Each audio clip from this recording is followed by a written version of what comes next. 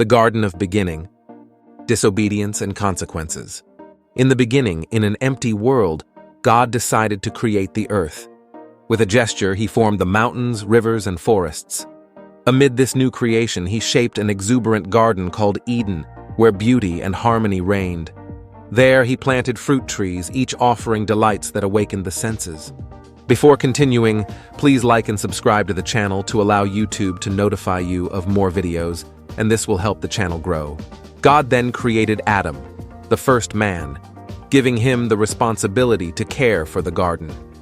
Adam marveled at the perfection around him, but felt loneliness in his heart.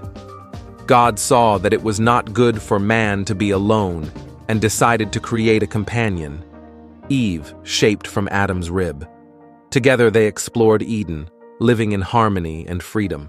However, there was a tree in the center of the garden whose fruit was forbidden.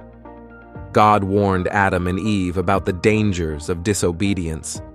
Nevertheless, a cunning serpent, full of deceit, seduced Eve with the promise of knowledge and power. In a moment of weakness, she ate the fruit and, on impulse, offered it to Adam. Thus, disobedience entered the world.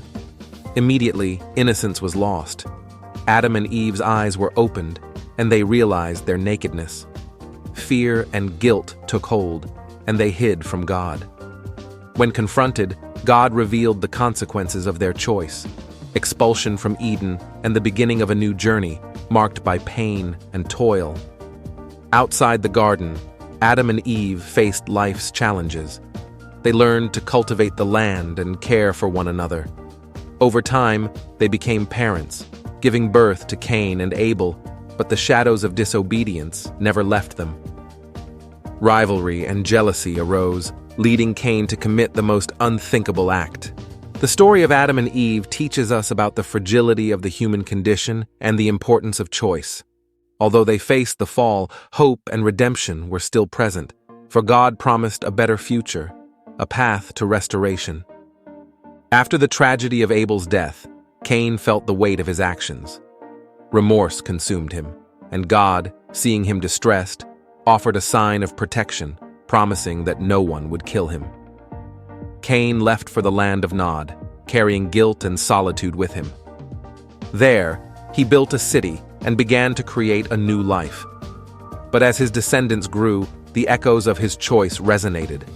Cain's children became men and women of war, seeking power and dominance, perpetuating a cycle of violence. Meanwhile, Adam and Eve sought a path to hope. In time, they had another son, Seth, who became a symbol of renewal. Through him, the line of faith and obedience began to be restored. Seth and his descendants sought a deeper relationship with God, remembering the lessons of the past. Generations passed, and humanity spread across the earth. Pride and arrogance became common, leading to increasing corruption. Yet, amidst the darkness, some still sought the light. Among them was Noah, a righteous man who found favor in God's eyes. He became a beacon of hope in a world that had lost its way. When God decided to purify the earth with a flood, he instructed Noah to build an ark.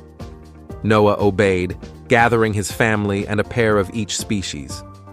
The rain began, and the waters covered the earth, but inside the ark was protection and the promise of a new beginning.